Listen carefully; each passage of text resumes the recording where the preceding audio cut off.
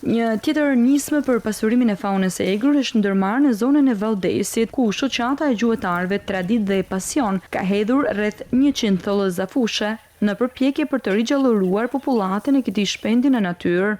Sot kanë alçuar rreth fllans fushet, përpara kanë alçuar fllans fushet edhe fazan. Na është dhënë tu pak edhe nga 10 me dhe çakalli.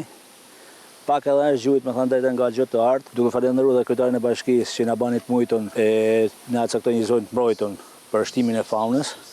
Dhe shpresojmë ma përpara me fjalë që të kena sa më shumë rrethsat. Nga ana tjetër, gjuetarët ngritën shqetësimin për përhapjen e gjuetisë së paligjshme, duke theksuar se kjo dukuri është favorizuar edhe nga periudha moratoriumit, ndonse qëllimi i tij ka qenë pikërisht mbrojtja e faunës. Gjuetia na ka penalizuar, se jo vetëm që nuk ka shtu gjë, po shtu në vend të mu shtu shpend edhe gjahu, u shtu në kafshë e egra dhe në çakalli.